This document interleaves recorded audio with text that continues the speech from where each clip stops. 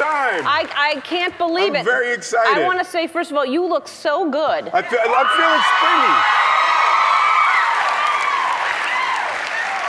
Well, thank you, Ellen. No, I went with the springy kind of look. You know, it was raining a little bit, but I still, you know, right. I was bold. Yeah. And I went with the white pants. No, you're right to do so. It's Memorial Day. You know, I just feel, you know, I was feeling sexy. You know.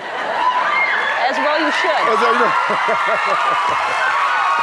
Wait, hold on. Yeah. And then wait, because I got the little splash. See, now listen, the thing about sexy is it's not to show necessarily. It's just for yourself sometimes. Bam! Oh. You know? It's just for yourself sometimes. Oh. You know? Bam! Just for yourself, just to know. Just to know you. Because it puts something in your eyes. And now I know. Like you got a secret. If you weren't wearing the belt, it wouldn't be the same.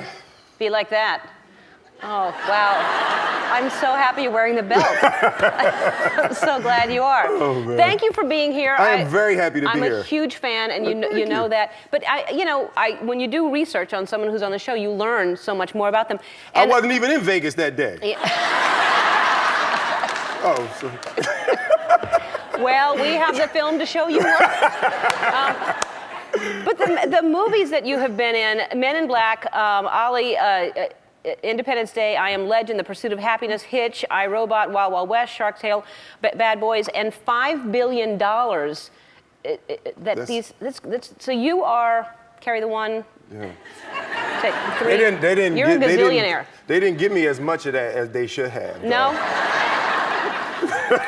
They should give you, because I mean, you can open a film. I think that's what this proves. You can open a film. You know what? It's something, you know, I started in the music business. It's funny, I was watching you backstage singing the words. Ring My Bell. I love that song. I don't know the words to Ring My Bell. Really? I was like, oh, she knows the words, and I'm trying to keep up with you. I love that song. What I learned in the music business is there is an entire world out there that loves American culture, that you know, we take pieces of everything around the world to form America. It's people from everywhere, poor, tired, huddled masses from everywhere, you know. So there's an American spirit that lives throughout the world. And in the music, you know, we recorded our first album in London. And we and DJ Jazzy Jeff? Jazzy Jeff. Really? We recorded our first album in London. And I was just blown away that people that far from home were listening to rap music. We got off an airplane with Run DMC one time in Tokyo. 10,000 Japanese b-boys in the airport holding up their Adidas. I was like, I want that. Yeah. You know? And What year was this? That was 88, wow. 1988. And it was just so amazing to me that, you know, little 17-year-old kid could write something in his mother's basement, and a 17-year-old kid in Okinawa is listening to it and connecting to it. And knows all those words. Right, phonetically, not even know what they mean. Right, exactly. You know, and just this is a story all about Alma, but no idea what that means. You know? Now, I need to clear something up, and this is really awkward for me. Because we were at the Oscars, right? Yeah. And it was one of those moments, and you know how you catch eyes with somebody and you've just done something or you've just said something, and you catch eyes with the person and you can't tell if they heard what you said, but they're looking at you like they did, but we were backstage. And you know they have those curtains and you can have a little private moment going over your lines. Yeah. So Jada and I are standing backstage, and you were on the other side in the curtain, and you were looking our way, and I never knew whether or not you heard. I grabbed Jada and I said, girl, I'm gonna tear that thing up tonight, right? And I looked up and you were looking right at me.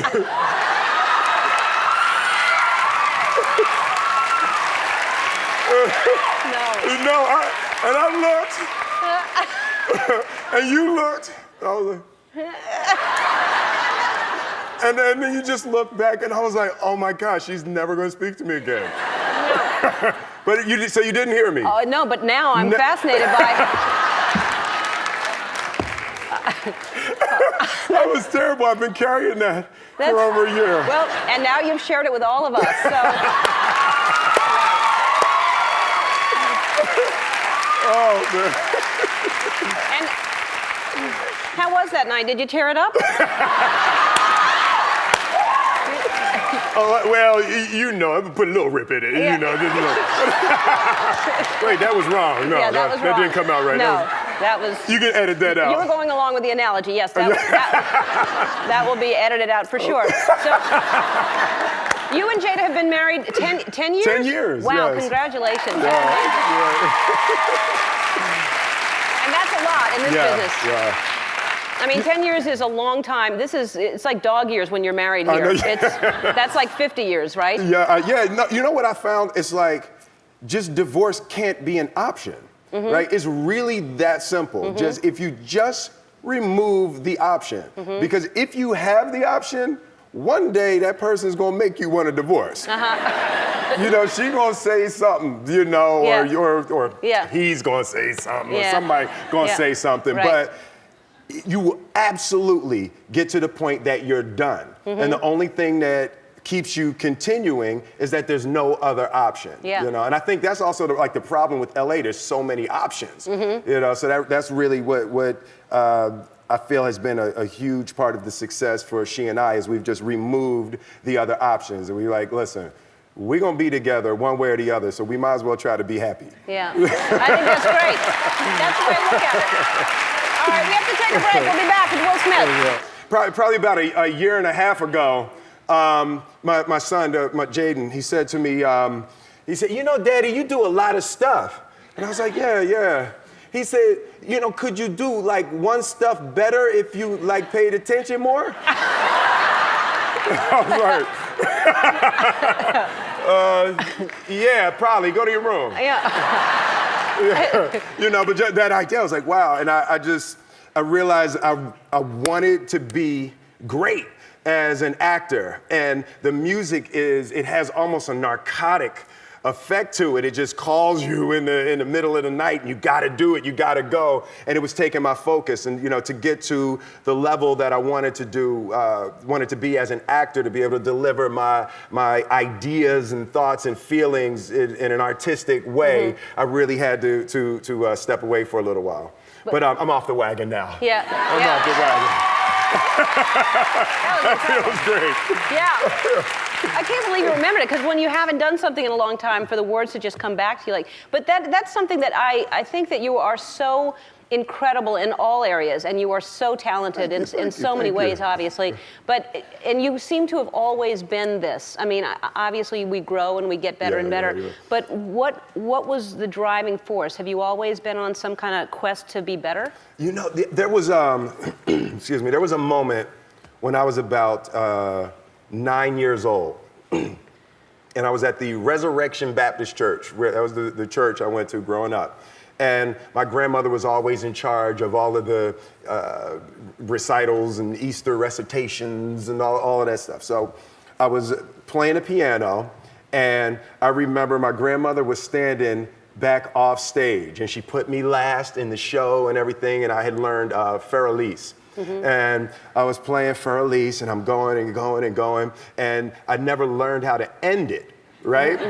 So I was just playing, and my grandmother was standing backstage, and I was looking and playing, and that look of pride and happiness on my grandmother's face that's my life force. Everything I do, I just need that look, you know, in my wife's eyes and my daughter's eyes, and it's just, you know, I realized very, very young that there's no easy way around it. No matter how talented you are, your talent is going to fail you if you're not skilled. You know, if you don't study, if you don't work really hard and dedicate yourself to being better every single day, you'll never be able to communicate with people, with your artistry, the way that you want. So it's that moment, I just remember it so distinctly and how good it felt, and I need it. Yeah, but you feel very, very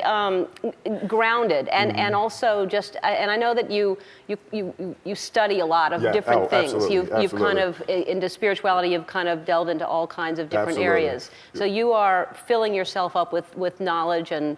Just, you know, I tell my kids all the time, I say, listen, there are so many people who have lived and died before you. You will never have a new problem. You're not going to ever have a new problem. Somebody wrote the answer down in a book somewhere. I said, right now, I'm getting on your nerves really bad. There's a book somewhere that tells you how to deal with me. You know?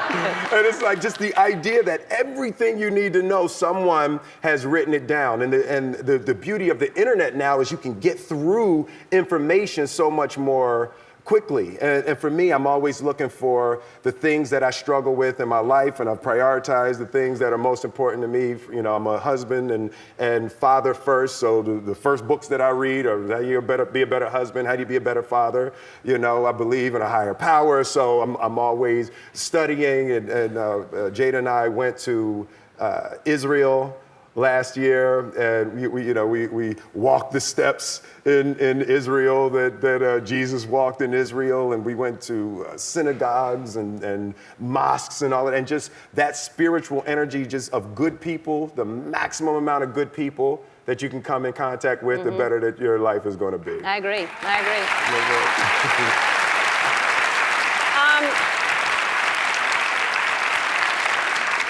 I'm just thinking out loud right now. Barack has not picked a running mate. You seem like the right guy.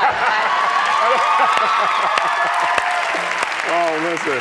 I don't know. No, listen, let me tell you. I mean, I'm not kidding. Do you think about getting into politics at some point? Because you could be you're inspiring to listen to. You are amazing. Thank you. But do you think about that? You know, I do think about it sometimes, but right up until that Monday after the movie opens, and I have 100% approval rating. It's like no politician is ever going to have the approval rating that a movie star could have with a good movie.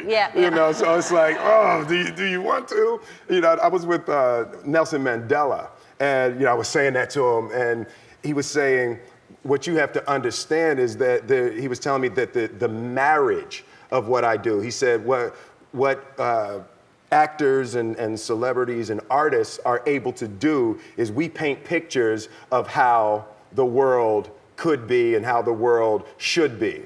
And you marry it to politicians that are then able to make it practical, and you inspire people with the idea. So he was like, we have enough politicians. You keep pushing with the artistry. Keep doing what you're doing. Well, we're thrilled that you're doing what you're doing, and we'll come back. We're going to talk about Hancock, your new film. Yes, Hancock. Fantastic. We'll be back. Now, Hancock comes out this summer, right? July 2nd. At a theater near you. And you play a lazy superhero? Yeah, Hancock is interesting. You know, he's just sad. He's just sad, Ellen. You know, he drinks. He's a superhero, and he drinks a little bit. You know, he likes people, but they just call him all the time for things. You know, stop the train, put the fire out. You know, so he's unhappy. But he meets Jason Bateman, who's a publicist, and he saves Jason Bateman's life. And Jason Bateman's character Ray tells him, you're super. It's like, what can I possibly do for you? Let me do the only thing I can do. Let me give you the people's love. And then he begins to rehabilitate Hancock, and in the process, hijinks ensue. Oh no. Yeah. I hope it all works out. I know. I hope it works out. All right, so you are here in this studio. We are now, this is our last time in the studio. We're moving to Warner Brothers lot, but you started here in this. This is where he shot The Fresh Prince of Bel-Air. Right here.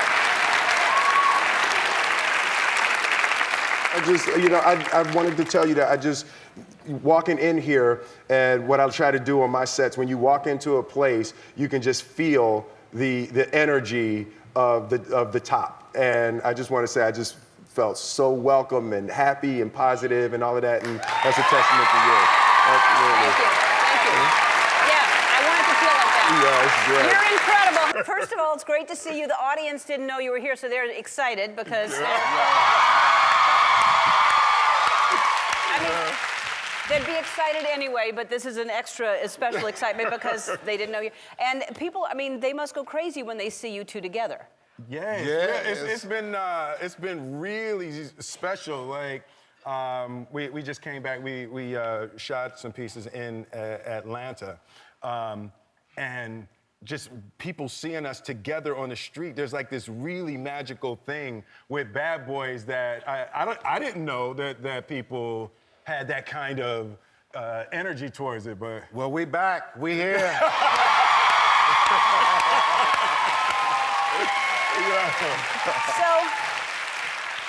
So the first time y'all met, how old were y'all when you did the first movie?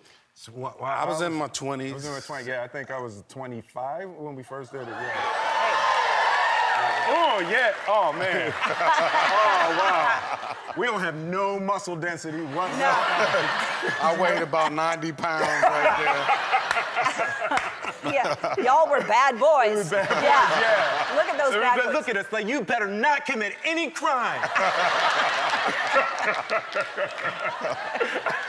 Yeah, not with that belt, no. No, right. We've got belts on. But it was something that you actually were in the movie. You were cast in the movie, and it was your idea to bring Will in, right? Yes, my sister Ray, she brought Will to my attention, and she was like, "You should do the movie with Will." And so I called Will, and we set up a dinner, and Will came to my house, and then 5 minutes after talking to Will, he got the job. Yeah. I mean, it's just,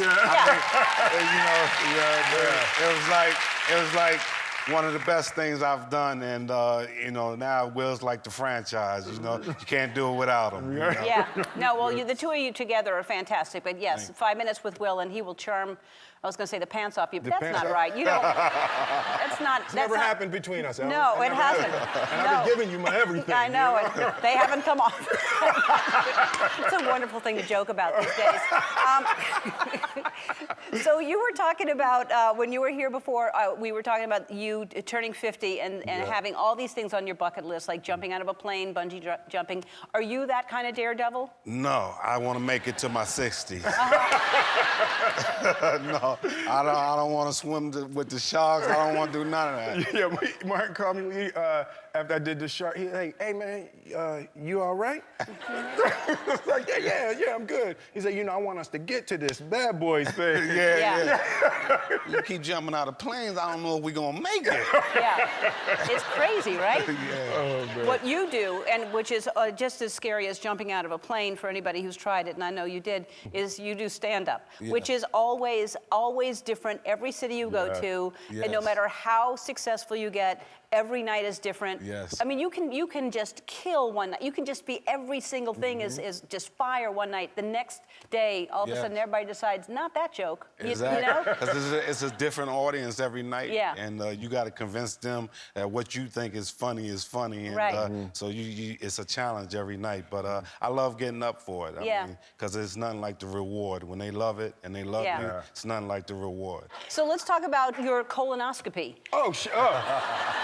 Well, that was an interesting segue, Ellen. Well, it's a really good thing you did that. Yeah, the colonoscopy. It was, how many people have had those? Anybody had those? Yeah, a couple people, yeah. Oh, you had them, yeah. You seem reluctant. You like, No, I got it. Yeah. But you know what? It was a great thing that you did, because I think everybody needs to know that's important to do, man. Yeah, because you thought it would just be fun. I thought it was fun. I was going to vlog it, So I was like, this will be cool. I'm going to vlog my colonoscopy, and I do it. So we do the whole thing, and I vlog it. And I was like, hey, it's time now. Let's do the final piece where the doctor tells me everything. And she was like, oh yeah, they found a precancerous polyp. I was like, that's not funny. I was like, and then all of a sudden it turned very real, you know? And it was just a good thing they removed it, and it was really great. But it is so important to take those health issues very seriously and go. And I'm telling you, have yourself checked out. They caught it early, it was done, and you know, but it's. And you don't remember it. You don't. No, you definitely don't remember it. The drugs are fantastic. The drug, yeah. It's the day before the procedure. It's the worst day. Yeah, exactly. That's the worst part of it. But it really is important. Everybody should get checked. Go take care. Go check yourself out. Yeah. All right. Sure. More. Less about my colonoscopy. Less about colonoscopy. Yeah. More other things after this. Now, how was it? First of all, how was it just getting back together and doing this together? Oh, it was perfect. Yeah, it was perfect. It Just the respect we have for each other and the love we have for each other, and we both want to win. Yeah. You know, and then I think nobody wants to win bigger than this guy here. So it was just great. Yeah, we we hadn't really done anything like 25 years, so there was like a little concern, you know, how will it be chemistry, but literally the first moment on stage, like that first moment connecting, it was right back. So what is this one about? Tell everybody what this one is about. So now that's the problem. There's so many spoilers. Can't spoil. I read so many spoilers. Be like, oh, you can't say. So essentially, Martin's character wants to retire. And something happens, so you can't even give it. It's hard, yeah. Something happens in the movie, and my character really does not want to retire. And there's a mission that we must go on, and he's refusing. Well, the opening scene, the driving scene in the opening scene was quite something. I mean, it opens with a bang. Yes, yeah. But you didn't do the stunts, right? Oh. No, yeah. I tried like the first couple weeks. I was like, nah, man, that's the dude. You jump off of there and you jump and roll over. I got that. And I did like 2. I was like, sup? Sup? Right. Yeah, it's I leave it to the stuntmen. That's what they get paid for. Yeah. No, I didn't think you would, because I can tell, because you said you don't want to do those things, but you always yeah, like, I gave it a shot. Yeah, Yeah. like literally, I probably got 4 days into shooting, and I was like, yeah, we're gonna let the young boy do that. Yeah. Exactly. That's what they get paid for. All right, we're going to take a break. We're going to play a game after this. All right, here's what happens. You have 5 seconds to name 3 things in the category that I name, okay? Will, name 3 things a bad boy would do. A bad boy would do. You get in a fight, you kiss a beautiful girl, and you spank somebody. You kiss a beautiful girl. Well, it's better than me. Yeah. You spank somebody. Yeah. That would be a bad boy. All right, Martin, name 3 things a good boy would do. Take care of his mother, do his homework, and call his family. Ooh! Right.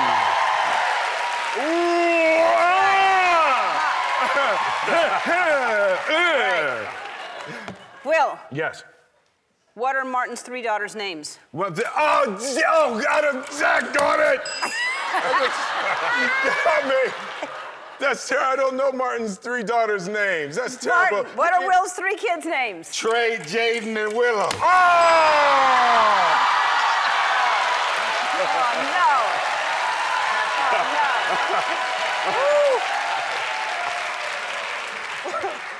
Thanks a lot for that, Ellen. Okay. We'll see who the better friend is.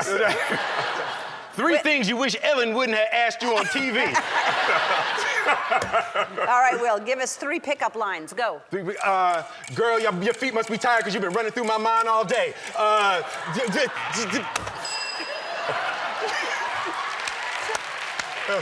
That's one good one. Like somehow that helps to do it. I know, right? All right, Martin, 3 things people say when they see you on the street. What's up? Where's Gina? And when are you doing a next stand-up? All right. That's on the buzzer. Oh, geez. 3 other words for butt. But bumper landing, booty, bootay. Booty and bootay. All right. I get that? Do I get that? All right, I get that. Martin, 3 things you can jingle. Keys, bells, and you know the last one. Yeah.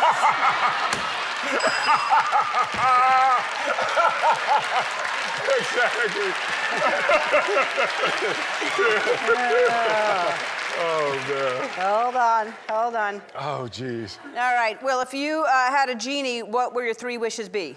World peace, internal peace, and human harmony. Oh. Yeah. All right, we'll give it to you. Martin, 3 adult beverages. Wine, champagne, and vodka. That's right. You are the winner. You are not the winner. Good job, That Mark. is how Good you job. play. Good 5-second rule. You got me. You got me.